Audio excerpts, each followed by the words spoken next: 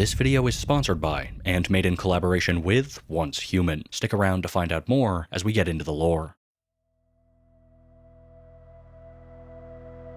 Evolution is an idea that's often hailed as one of the greatest in all of human history. Since its initial conception and discovery by Charles Darwin, the theory of evolution has supplied us with a lens through which to both scientifically understand the speciation of life on Earth, but also with a means of influencing it. Indeed, as humans, we occupy a unique position in the natural world. We are capable not only of understanding, but also applying the principles of evolutionary theory in ways that allow us to manipulate the course of life itself. The question, then, of what comes next for a species such as our own has fascinated scholars, writers, and scientists for centuries. What would a more advanced form of humanity look like? What might they be capable of? And how is it that they would come to be in the first place? These are the questions at the heart of the game Once Human, a title which many of you may be familiar with. In the world of Once Human, you play as a meta, short for metahuman, which, as their name suggests, are highly evolved forms of human life, making their way through a post-apocalyptic world filled with loot, mystery, conspiracy, and otherworldly creatures. Since the game first launched in July of 2024, tens of thousands of players have been discovering the interesting world Once Human has to offer, but at the same time, there's been surprisingly little discussion surrounding the game's lore. Although this is a title that can be enjoyed without overly paying attention to the narrative, story and world building are very much the driving force behind a game like Once Human. And so that's why, with the release of the game's newest scenario, Way of Winter, I wanted to make a video about just that, and finally start looking for myself into what this world had to offer. However, it wasn't long after I'd first begun to entertain this idea that Once Human themselves reached out to me directly, and when I pitched this video to them, they agreed not only to sponsor it, but also to allow me access to hundreds of materials, including footage, promotional artwork, and more, to help me better understand and convey the lore of this game to all of you. I'll admit, having that material at my disposal really did help this video come into being, and without the added help, I'm not entirely sure it would have been possible to make in the first place. So whether you're a new player, or someone who's returning to the game with this major update, I hope this video can provide you with a good understanding of the full lore of Once Human so far.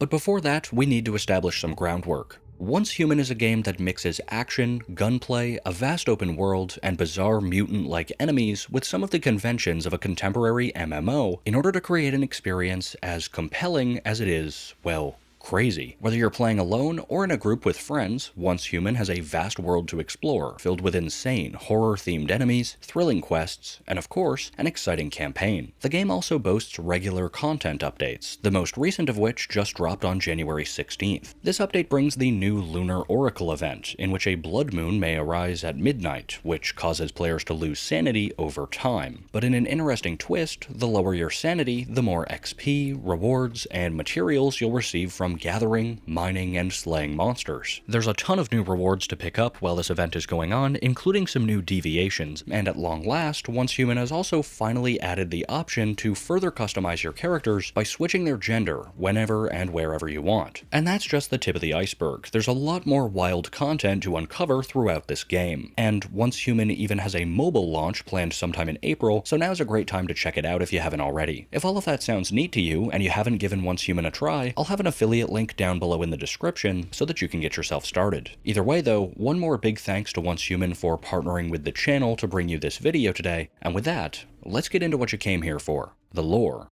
The story of Once Human begins with the discovery of the Rosetta Stone, a famous relic of ancient Egyptian origin which is credited with first helping researchers to understand the meaning behind hieroglyphics. Indeed, the Rosetta Stone is a very real object, and one with plenty of historical significance, but Once Human's take on the stone is quite different from its real-world alternative. First of all, unlike our own timeline, it's thought that the Rosetta Stone was likely discovered at a much later point in human history. Instead of being uncovered discovered in 1799, it's thought that the stone may have not been on the radar of anyone until as late as the 1960s, with many sources indicating that it was first discovered by one Rachel Pierre Luberni, a professor at an institution known as Nalcott University, located on the island of the same name. Now, Professor Luberni was, for the time, something of a strange figure. While they were an undeniably qualified scientist, their area of study was somewhat unorthodox. Luberni held the belief that many of Earth's former civilizations bore the hallmarks of scientific, cultural, and personal advancement that simply outpaced scientific understanding at the time. In other words, they believed that many ancient societies held some arcane knowledge that was lost to us in the modern age, knowledge of a paranormal nature, and Luberni wasn't entirely alone in this belief. Their good friend and collaborator Samuel Lowe held many of the same views, and he also shared Luberni's opinion that uncovering this ancient knowledge might help to advance humanity past her current limitations. After acquiring the Rosetta Stone itself for research, these two would found the Rosetta Society in 1967, a research organization devoted to pan-cosmology and evolutionary science, and it didn't take long for the group's research into the Rosetta Stone and its ostensibly Egyptian origin to start bearing fruit, for it was soon discovered that the stone itself was indeed made, at least in part, using a material that would come to be known as Stardust. The presence of Stardust is a recurring theme in once human lore, and as a concept, it dates back further than the dawn of Rosetta itself. It's thought that Stardust had been appearing on Earth pretty much as long as Earth itself had existed, but it was where this substance came from that made it special. Rosetta would soon discover that Stardust was not of this world at all, but instead that it was a material of extraplanar origin, meaning that it had first arrived on Earth from another dimension, confirming Luberni's theory and instantly legitimizing the research of the entire Rosetta organization. Obviously, the implications of such a discovery were massive, not only for Rosetta themselves, but the entire world. It was clear that the situation demanded more study, and so it seems there was a rather hasty initiative to extract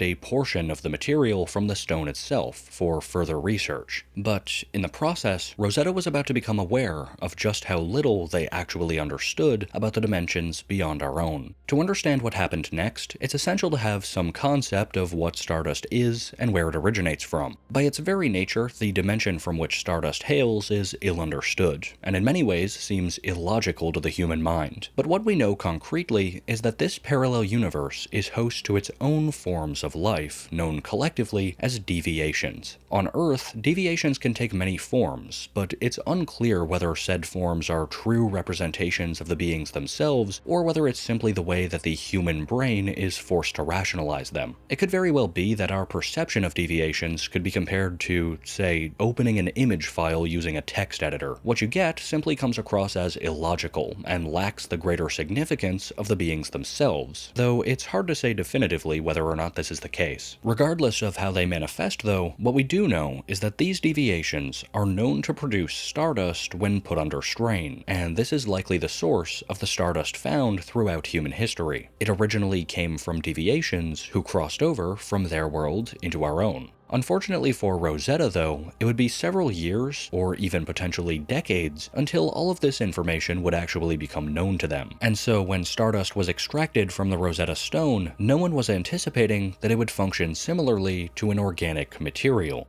Exposure to it would infect many of the scientists present during the test, causing their bodies to morph and mutate in odd, unforeseen ways, creating the first handful of deviants, creatures of terrestrial origin that take on otherworldly forms due to Stardust exposure. It's worth noting that deviants and deviations are very different things. They aren't creatures that originally hail from this other realm. They're merely Earth life that has been mutated, and until this point, nothing like this had ever been seen before. In the wake of the outbreak, Rosetta's members were torn. Obviously, while this event would serve as an important reminder of the danger that their research could pose, it was also, in a certain regard, somewhat encouraging. There could now be no doubt that what the society was dealing with certainly possessed the ability to transform humanity and bring about the age of evolution that they so desired, but it was risky. The potential of Stardust would have to be channeled carefully, and there was no way to know if further experimentation would risk the citizens of the island of of Nalcott, if not the entire world at large. For their leader, Professor Luberni, it would be a difficult position to be in, but it would be Samuel Lowe that would eventually convince them of their path forward. Rosetta needed to double down. The magnitude of their discoveries were immense, and it was decided that they simply could not afford to let this opportunity pass them by. So shortly hereafter, the Rosetta Society would undergo restructuring, and a new organization, the Rosetta Technology Group, was born. Publicly, Rosetta Technology was not radically dissimilar to the Rosetta Society they superseded, but while the group's core motivations and philosophy would remain the same, their image would change. Now, Rosetta was a for-profit company, equipped with vast amounts of capital and a plethora of technologically advanced facilities all across Nalcott that would mirror this identity. Their paranormal operations would bring advancements to the technology sector, which in turn would help to galvanize further research. Many of these clandestine undertakings were never known to the public, but foremost among them was the so-called Silver Key experiment, which was without a doubt Rosetta's most ambitious undertaking at the time. The goal of this project was both extremely ambitious and extremely simple: to open a rift between the realm of Stardust, known colloquially as rift space, and the physical world. The effects of this would be twofold. First, the rift would increase the amount of Stardust leaking into reality, and it would, at least in theory, allow for further probing of this mysterious new world. So, after years of trial, a Rosetta team from their main laboratory, deep beneath Nalcott City, would finally put the plan into action, using a quantum tunneling device to pierce the veil between worlds for the first time. And, for the second time, Rosetta's hubris would result in sheer catastrophe. A bubble in space-time opened over Nalcott City. Stardust flowed uninhibited into the physical world, and all at once, it began to infect those present on the surface. Those who survived panicked, and the laws of reality itself began to break down. Rift space and the physical world were officially connected, and the resulting turmoil was far more violent, destructive, and widespread than the Rosetta Society's initial tampering with the Rosetta Stone years before. This event would come to be known as the Starfall, and it would mark the beginning of the end for human civilization as we know it. At this point, it's unclear whether the resulting space-time anomalies were consigned to Nalcott alone, or whether they had spread to the outside world. But what we do know is that those on Earth were not the only ones to take notice of the disturbance. From deep inside the realm of Stardust, countless deviations would begin leaking into reality, and while most were ultimately harmless, not everything that crossed over would be so benign. The origins of some of the most powerful otherworldly entities, known as the Great Ones, are almost entirely shrouded in mystery. We know that, at their core, these cosmic horrors ultimately stem from simple deviations, but just why or how they've gained such immense power remains unknown. Either way, these were massive, almost godlike entities that would appear on Nalcott as a direct result of the Starfall, wreaking havoc and bringing other life forms under their immense influence. Undeniably, the Great Ones constituted an unimaginable threat, and one which Rosetta knew had to be contained at all costs. That's right, even as globalized civilization began to collapse, Rosetta would remain organized and steadfast in their ways. In fact, if anything, after the Starfall, Rosetta probably gained more power. In many ways, they would actually catalyze the spread and contamination of Stardust directly through their actions, hastening the apocalypse, but all the while believing that what they were doing was ultimately helping humanity to succeed. The group had long since gained an understanding of how to control Stardust directly, and cutting ties with governing authorities around the world, they would turn a blind eye to the degradation of humanity around them, and instead entrench themselves in their work while accruing a mighty paramilitary force to both protect their interests and, in all likelihood, to take proactive action against their biggest adversaries yet, the Great Ones. It was now the dawn of the 2040s, and by this point, 5 different Great Ones had made it to the surface of Earth, and, as their names would suggest, each one boasted a unique Lovecraftian horror for Rosetta to contest with. Likely one of the first to arrive on Earth, and likewise to be confronted, was the Ravenous Hunter. a strange gelatinous creature which could absorb humans and objects. There was also the Treant, a draconic mass of gnarled wood that was known to turn pregnant mothers and animals into trees, the spider-like Araxium, weaver of great webs and the mother of countless spider-like deviants, the Shadowhound, also known as Rabazex, which was itself the lapdog for an even greater being, and finally, there was the Forsaken Giant, a positively gargantuan monstrosity of similarly unclear origin. Between the years of 2047 and 2049, the might of Rosetta would be put to the test, as one by one, the organization would contain each of the 5 Great Ones, sealing them within large vertical facilities simply known as monoliths, one within each major region of Nalcott. And while the sheer influence of the Great Ones would continue to emanate forth even from their concealment in rift space, they were now significantly limited on what they could actually do to people living in the physical world. This project, however, was likely still secondary to the group's largest activities at the time. Ever since the Starfall, an initiative to finally bring about the next step in human evolution had gotten underway, and given the abundance of Stardust all around Earth, it didn't take long for Rosetta's ultimate vision to become a reality. At length, the labs did in fact create a new form of human life, the magnum opus of Rosetta's work,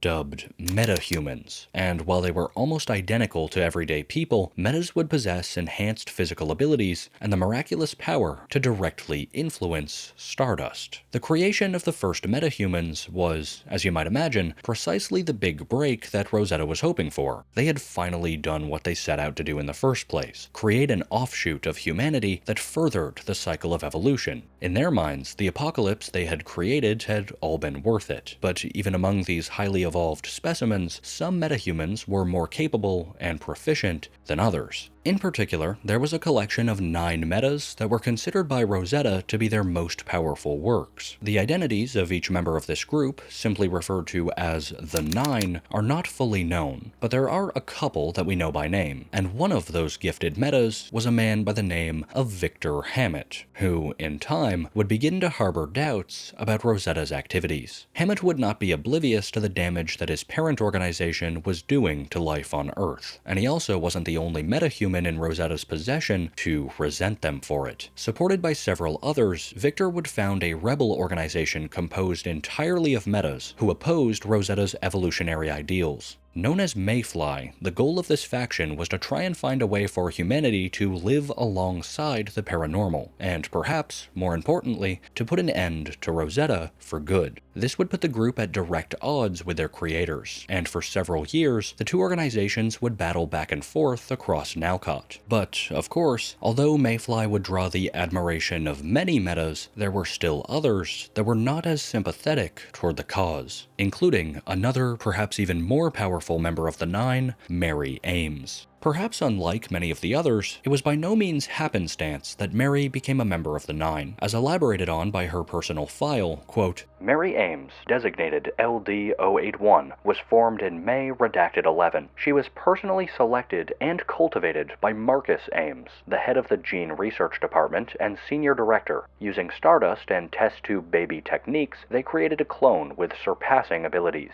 As a clone with a complete personality, she entered a new stage of development. Mary was indoctrinated with metahuman theories and became a loyal adherent, believing that evolution was humanity's only hope. She trained in controlling Stardust energy by absorbing various deviations, quickly mastering combat skills and catching the attention of Rosetta's security department. Upon reaching adulthood, Mary was appointed to lead a team of Rosetta elite agents responsible for high-risk rescue and search missions. She believes in the necessity of sacrificing the weak for the greater good, considering it a necessary choice to save more lives. She would later go on to be promoted by the captain of the agent department to the head of Rosetta's entire Nalcott Island division, and with Mary in charge, the Mayflies were met with significant resistance. The coming years saw their numbers thinning, with Rosetta agents recapturing or dispatching more of their ranks than ever before. But even as their numbers diminished, there would always remain at least one supporter just as devoted to the Mayfly cause as Victor himself, and that devotee was none other than Mitsuko.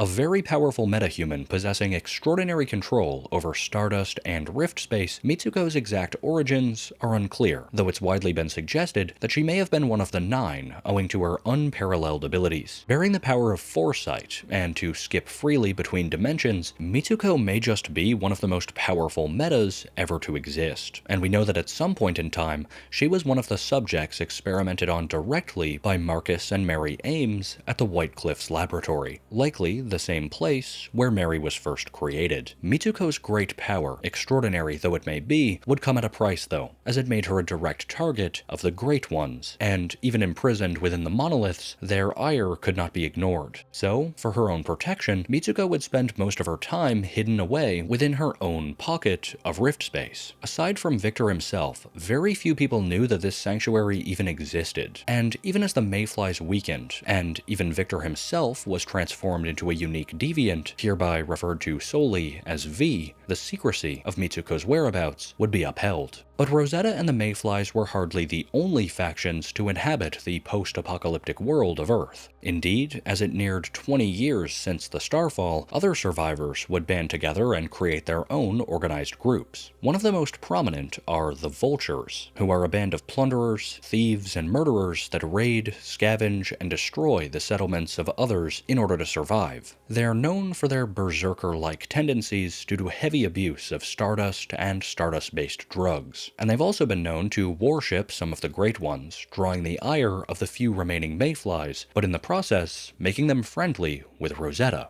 Their founder and leader is a man by the name of Igna Sinclair, a metahuman with powers on par with that of Mitsuko. He presides in the far north of Nalcott, hiding, rallying troops, and engaging in dark experiments from the cover of the mountains. On the exact opposite end of the spectrum is the Union, a group composed of human survivors, which was first established in the region known as Red Sands, where the description of the town of Blackfell explains their origins in more depth. After the cataclysmic Starfall, the people of this place have survived through abundant supplies and unwavering determination, overcoming the Rosetta invasion and the spread of mutations.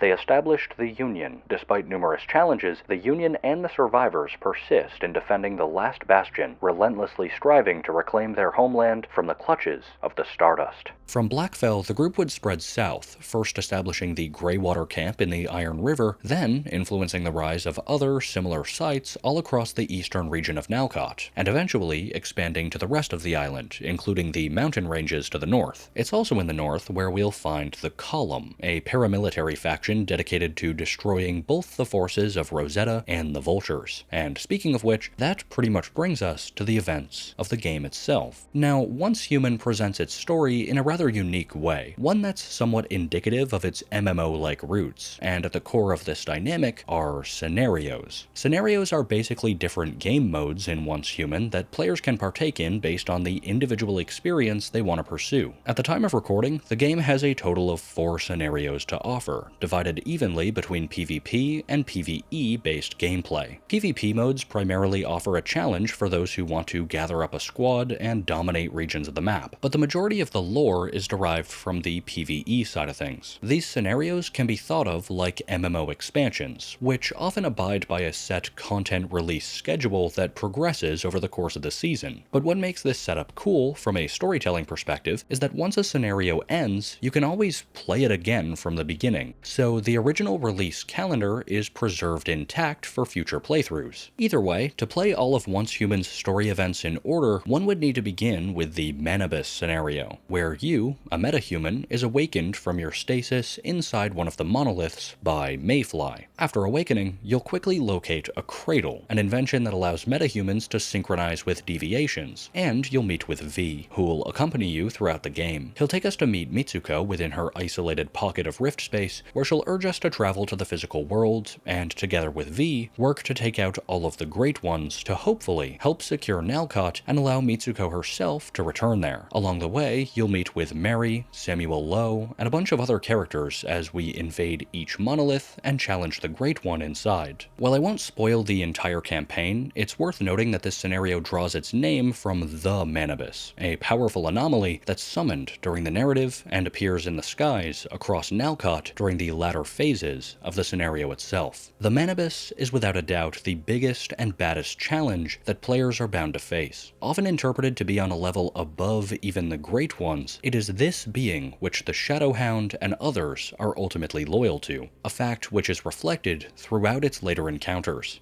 More specifically, the full extent of the Manibus's power can be seen during the world events known as Prime Wars, which, starting in the second phase of the scenario, have players from all across Nalcott engaging in challenging PvE combat versus legions of deviants, resurrected versions of the Great Ones, and even the Manibus itself. Bringing an end to this terror will demand the full might of many legions of metas from across Nalcott, but once the deed is done, you'll be awarded handsomely, and Nalcott will finally be safe. At least for now. For our story isn't quite done yet. I've talked a bit about the other PvE scenario, Way of Winter, a little bit throughout this video, but this brand new addition to the game, which launched in late 2024, serves to continue the existing story, and in many ways functions as a direct sequel to the Manibus scenario itself. In it, we learn that although the Manibus has been defeated, Mitsuko's return to the physical world is still being inhibited by other factors, paramount among them being the Vulture's leader, Ignis Sinclair, who threatens to invade Mitsuko's sanctuary in person unless you and V contest him in the mountains of northern Nalcott. It's an obvious trap, but ensuring Mitsuko's complete protection is a top priority, so you take the bait and head to the frozen north, allying yourself with the Column in order to fight against both the Vultures and Rosetta in a war on 3 fronts. The rest of the scenario will see players exploring this frozen zone, rife with new monsters and mechanics such as the Thermal Tower, a buildable structure fueled by a radioactive substance known as Chaosium, which also plays an important part in the tale that unfolds over this 4-phase campaign. Once again, I don't want to spoil everything that these scenarios have to offer, as I feel it means a lot more if you take the challenge on for yourself. Maybe in the future, as even more content is added to Once Human, I'll revisit the topic and explore it in even greater depth. But overall, my hope is just that this video has helped you to improve your understanding of the backstory of this insane and anomalous world, so that you're at least a little bit better prepared to face the trials ahead. As I hope we've learned today, Once Human is a game that is a lot more in terms of story than I think a lot of people give it credit for. So, as I said near the beginning, if you want to check out the game for yourself and get started with all that it has to offer, then I'll have a link in the description for those who are interested. In addition, one more big thanks to Once Human for sponsoring this video in the first place. The materials they provided me made both research and execution a lot easier than they may otherwise have been, so I hope that you enjoyed it. With that though, I think that's pretty much going to do it for me, and I'll be back in a couple of weeks with another video. This is Everberon, I'll see you again soon, and have a good one.